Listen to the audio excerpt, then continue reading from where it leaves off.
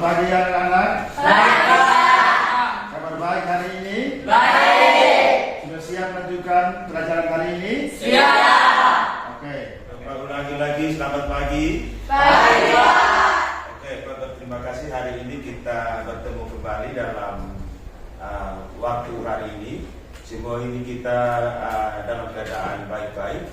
Untuk itu, Pak minta salah satu di antara kalian untuk membawa kita dalam doa.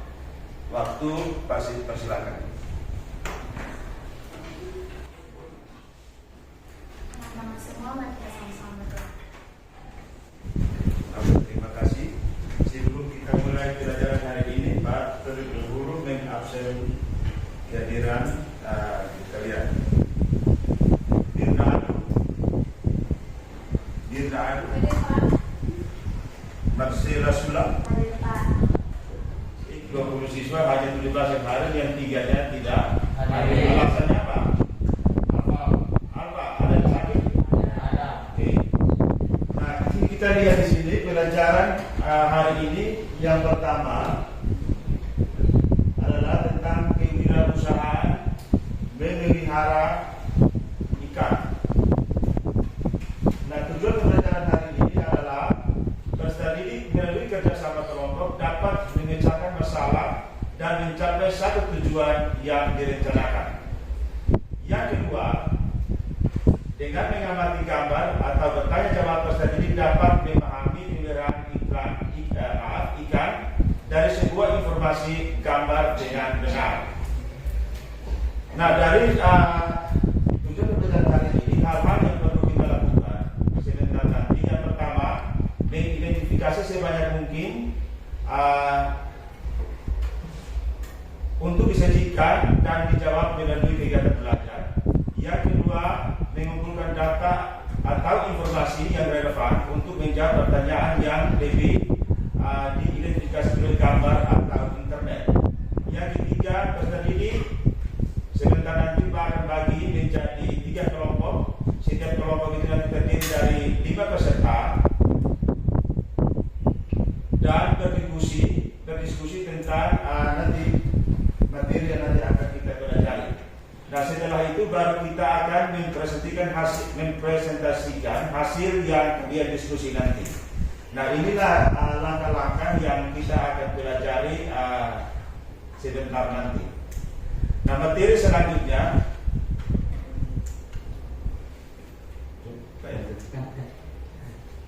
gimana? Ya, tadi.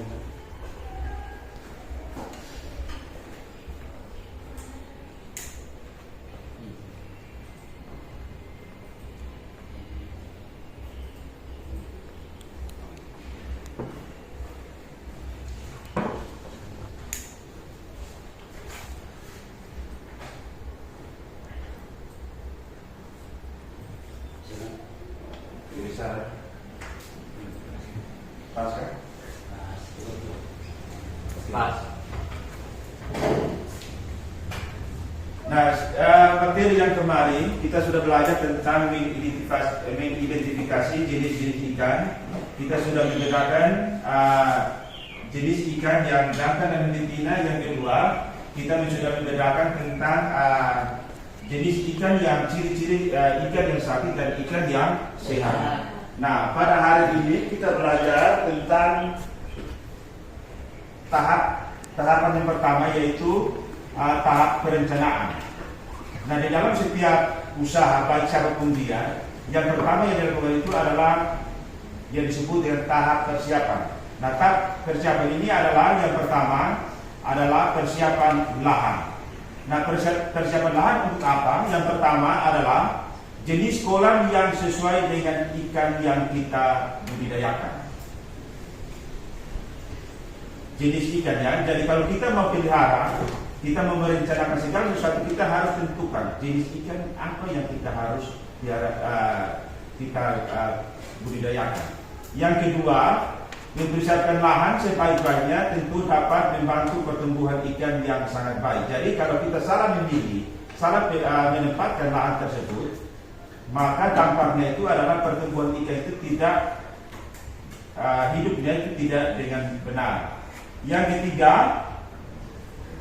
Di sini ada 3 jenis kolam. Yang pertama adalah kolam beton. Kolam beton itu yang disebut dengan kolam intensif. Itu permanen.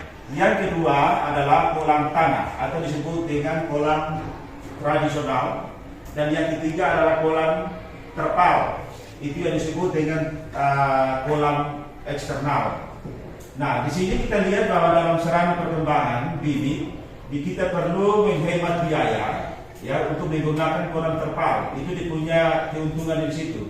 Nah, di sini kita harus memilih jenis kolam yang tepat untuk kita budidayakan. Nah, ketika hal pertama kita sudah lakukan adalah mempersiapkan lahan, maka yang kedua mempersiapkan bibit. Nah, mempersiapkan bibit di sini adalah kita harus tahu bahwa bibit yang berkualitas. Yang kemarin kita sudah belajar tentang bagaimana cara membedakan bibit yang berkualitas dan tidak berkualitas. Itu kemarin kita sudah. Nah, sekarang di sini adalah mempersiapkan bibit. Jadi untuk kita mempersiapkan bibit untuk kita budidayakan itu yang pertama adalah kita mempersiapkan bibit yang berkualitas. Yang kedua, jenis ikan yang sesuai dengan suhu yang ada di wilayah kita sendiri. Nah, ya, contohnya ketika khususnya kita di Rotterdam suhunya tropis, maka kalian ada beberapa orang yang sudah budidayakan ikan itu hanya 2 jenis, yaitu ikan banteng dan ikan lele. Yang ketiga adalah bibit dan benih yang berkualitas unggul, harus sehat dan bebas dari berbagai penyakit. Nah, ini kemarin kita sudah sama-sama belajar tentang itu, membedakan ikan yang sakit dan ikan yang sehat. Nah, ada 2 cara di sini yang kita lakukan. Yang pertama adalah kita membeli bibit ikan itu dari toko yang dimana yang kita bisa dipercaya. Ya. Yang kedua, cara kedua ini hal yang dimudahkan, tetapi bagi yang orang yang sudah senior dalam hal tersebut. Jadi ini bisa kita buat sendiri, buat hidupan sendiri, buat bibitnya sendiri, tetapi ini membutuhkan orang yang sudah pintar, ya, lihai dalam hal tersebut. Nah, hal yang ketiga, hal yang pertama kedua sudah selesai. Hal yang ketiga adalah kita harus menebarkan bibit. Menebarkan itu berarti sama dengan melepaskan ya ke dalam air. Hal yang pertama adalah menebarkan bibit atau benih ikan air tawar itu harus unggul. Unggul itu berarti dia harus berkualitas ya untuk kita pilih. Yang kedua adalah tebarkan sesuai dengan luas kolam ya. Jadi kalau luas kolamnya kita harus tahu bahwa satu ekor ikan itu dalam berapa sentimeter, maka kita 3 kali luas kolamnya kita bagi di jenis ekor ikan yang kita pelihara. Dan di situ kita bisa tahu rata-ratanya kemampuan dari itu kolam tersebut. Yang berikutnya lagi adalah sebelum kita menebarkan, kita melepaskan terlebih dahulu ke dalam sebuah tempat yang memiliki suhu air yang sama dengan kolam yang akan ditempati. Nah, tujuannya di sini ada 3. Yang pertama, agar ikan bisa beradaptasi dengan suhu dan kadar oksigen di dalam kolam. Yang kedua adalah pemberian pakan, kita harus lebih perhatikan. Nah, salah pemberian pakan di sini, kalau kita salah memberi, maka sudah tentu dampaknya kepada ikan tersebut. Hal yang ketiga adalah pemberian makanan dilakukan setidaknya 2 kali sehari. Nah, kita lihat di sini, apabila kalau kita memberi pakan berlebihan, maka penyebabnya itu adalah ikan akan menjadi keracunan. Beda dengan hewan-hewan yang lain. Kalau kita memberi makan yang banyak, sudah tentu dia pertumbuhannya cepat, tetapi ikan beda. Kalau kita memberikan makannya itu banyak, maka dampaknya itu adalah dia mengalami keracunan. Nah, tahap pertama, kedua, ketiga sudah selesai, maka kita masuk ke tahap yang keempat, yaitu mengelola air dengan baik. Yang pertama, seperti yang sudah kita sebut di atas, suhu air bisa mempengaruhi pertumbuhan ikan air tawar. Oleh karena itu ditetapkan suhu yang baik dan benar. Nah, di sini bahwa suhu yang baik dan benar pada umumnya itu adalah 23 sampai 30 derajat Celcius. Nah, Bagaimana cara mengukurnya? Karena suhu kita di sini, khususnya di daerah kita di suhu sini panas, maka sudah tentu kita harus mengantisipasi hal ini. Nah, ketika suhunya melebihi dari ini, maka dampaknya itu ikan tersebut akan mati. Nah, yang kelima adalah menjaga kondisi dan ekosistem kolam. Ada dua hal di sini. Yang pertama adalah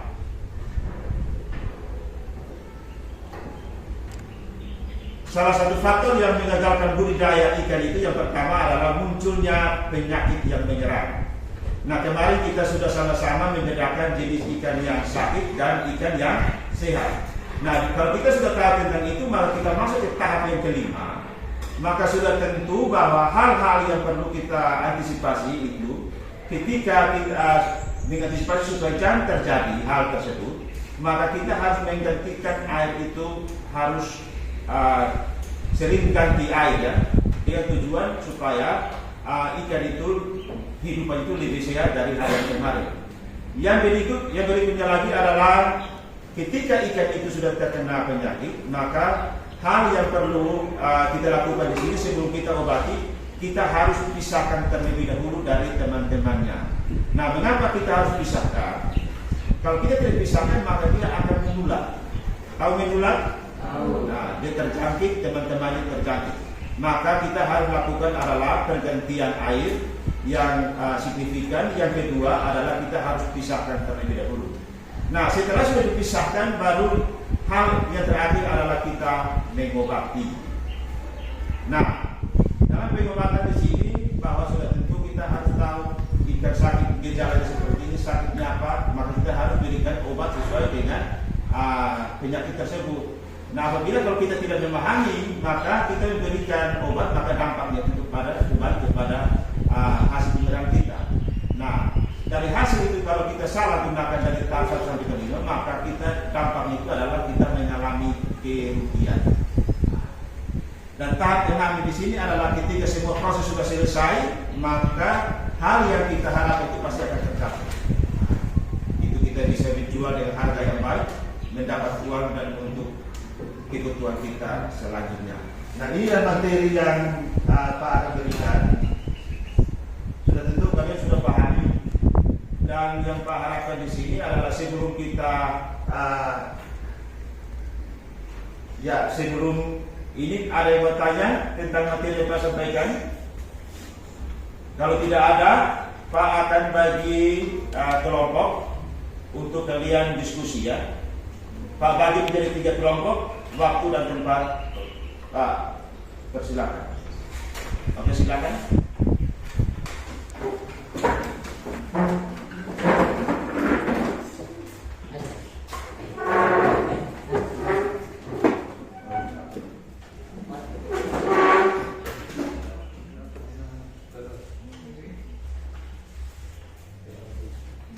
Bagi dulu, nanti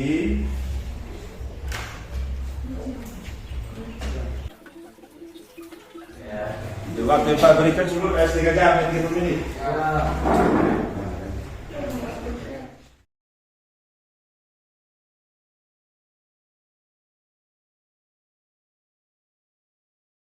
Sambil kerja perhatikan.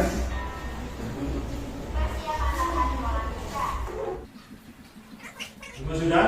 Sudah. Oke, Pak memberikan waktu kalau sudah selesai, memberikan dari kelompok 1 untuk maju ke depan mempresent hasil diskusi kalian.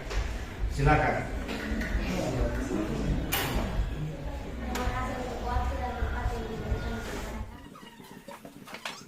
Kita mulainya di sekitar lokasi yang sama. Oke. Kelompok kedua silakan.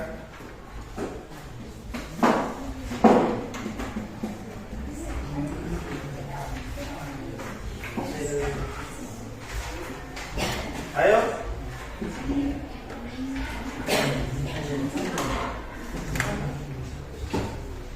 Ke kelompok 3 dulu. Selamat pagi Bapak Guru dan teman-teman. Saya akan mempresentasikan informasikan hasil diskusi kami kelompok 3. Ya, Oke, keluar silakan. Selamat pagi semuanya. Pagi. Terima kasih untuk waktu dan kesempatan yang telah diberikan kepada kami kelompok 3 untuk mempresentasikan hasil diskusi kami. Setiap 10 hari. Terima kasih. Beberapa hal yang kalian sudah betul, tapi masih keliru untuk menentukannya. Karena dari materi yang sudah kita belajar, yang kedua videonya kita sudah simak baik-baik, tetapi di situ masih ada hal-hal yang kurang di situ. Nah, di sini diskusi nomor pertama, faktor-faktor apa saja yang dipertimbangkan dalam memilih lokasi untuk memelihara ikan seperti suhu, kesediaan air dan sebagainya. Nah, di sini faktor-faktor yang itu ada 4 faktor ya. Yang pertama adalah faktor kesediaan air. Nah, dampaknya kalau air jadi tidak tersedia, maka menjadi hal-hal yang negatif akan terjadi. Oke, jadi yang tadi disampaikan oleh kelompok 2 tadi tentang kelebihan dan kekurangan itu sudah benar, dan apa yang kita belajar hari ini juga menjadi bukan hanya kita belajar teori, tetapi harus lakukan di dunia nyata.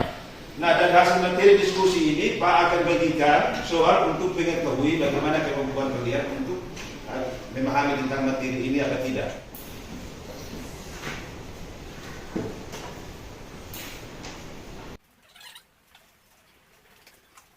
Oke, waktu yang Pak berikan 20 menit dari sekarang.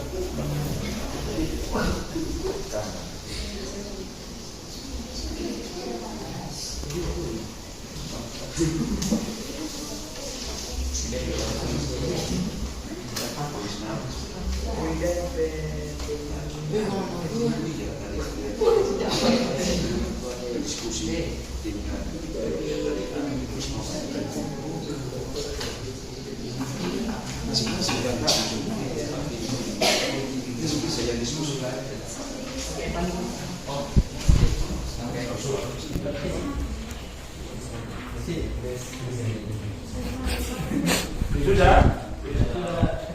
Kalau sudah, silakan kumpul.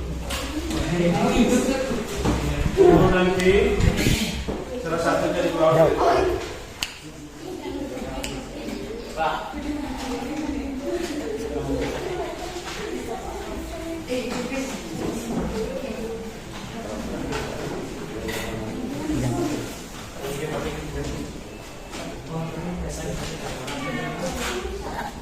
Sudah?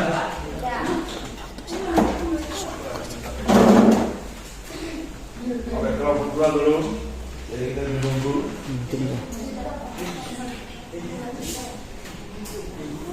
Kelompok 3 sudah? Oke, silakan. Waktu masih 8 menit lagi.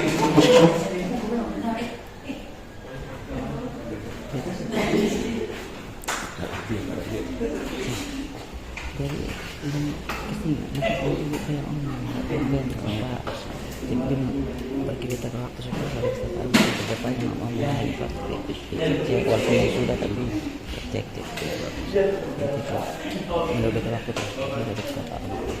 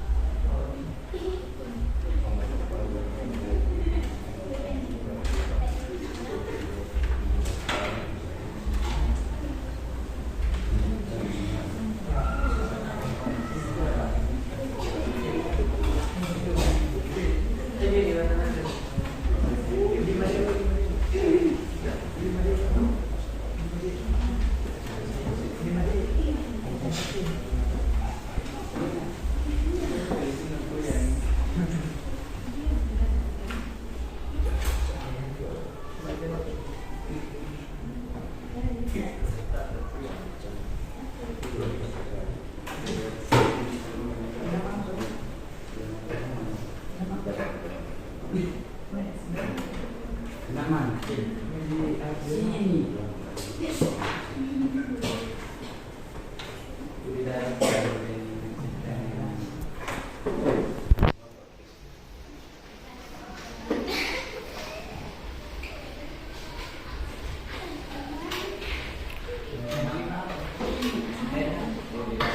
Masih 5 menit.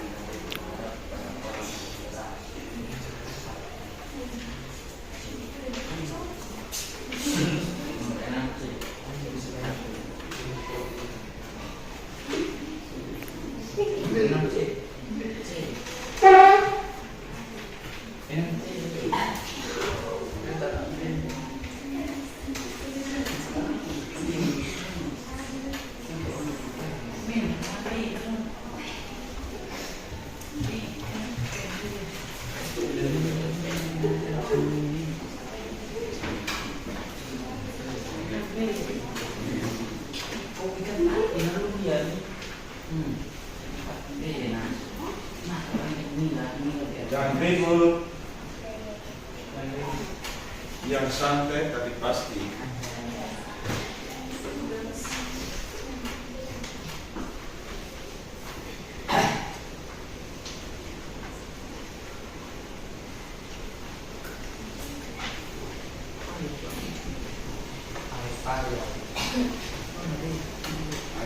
Payah dulu berdua antara ayah asik, ayah Tahu.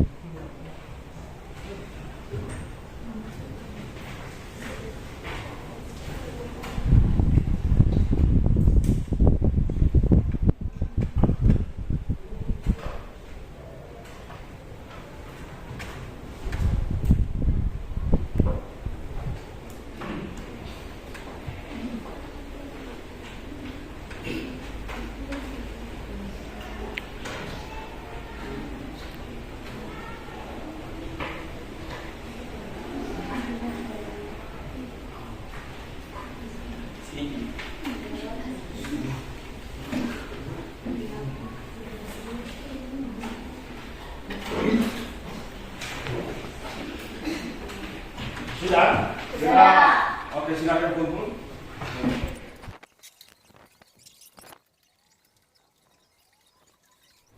Oke, terima kasih. Dari apa belajar yang pertama ingat, yang pertama adalah apa yang harus persiapkan terlebih dahulu? Modal. Lahan yang harus dipersiapkan, ya. Dari tahapannya itu yang pertama tahapan perencanaan, setelah itu tahapan pelaksanaan. Nah, buat tahap ini kita harus melalui yang pertama tahap perencanaan ini termasuk adalah tahap persiapan, ya. Persiapan lahan, yang kedua persiapan apa lagi? Bibit. Nah, ketika dua hal itu sudah tercapai, maka hal yang ketiga adalah menyebarkan. Nah, ketika bibit sudah menyebarkan bibit, hal yang keempat apa lagi? Yang kelima, gimana? Menjaga. Coba dulu. Yang kelima itu apa? Menjaga kondisi dan ekosistem hewan. Ya. Dan yang terakhir itu adalah Proses panen. ya. Jadi kalau tahap pertama kita sudah menentukan dengan baik, tahap kedua pun demikian, tahap ketiga demikian, maka kita bisa sampai kepada tahap yang ke-6 tadi. Tetapi kalau tahap pertama kita sudah salah, maka sudah pasti tahap kedua kita masuk ke tahap ketiga itu sudah susah bagi kita, sulit. Jadi kita harus tahu dengan itu. Nah, pada materi yang akan datang, kita akan belajar tentang faktor-faktor yang menyebabkan. Penyebab itu tentang pola. Dia punya kelebihan, kekurangannya dia akan sampaikan.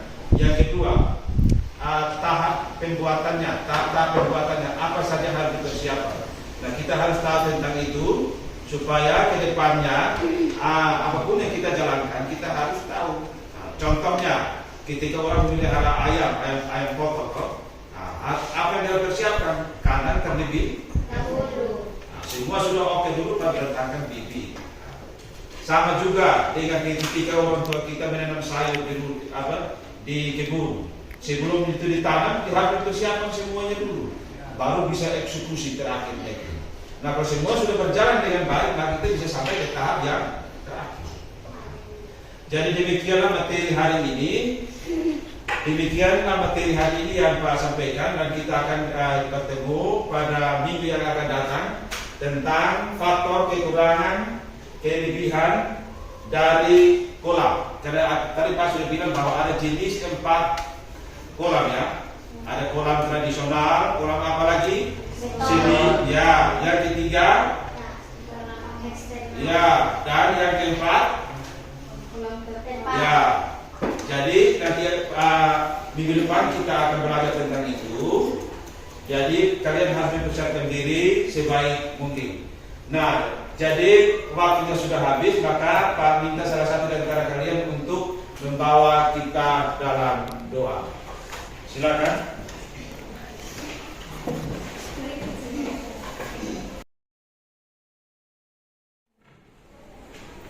Oke, terima kasih. Jadi nanti tugas itu Pak sudah sampaikan, Pak sudah bagikan di situ. Nanti kalian kerja di rumah ya. Oke, sekian dan terima kasih, sampai jumpa.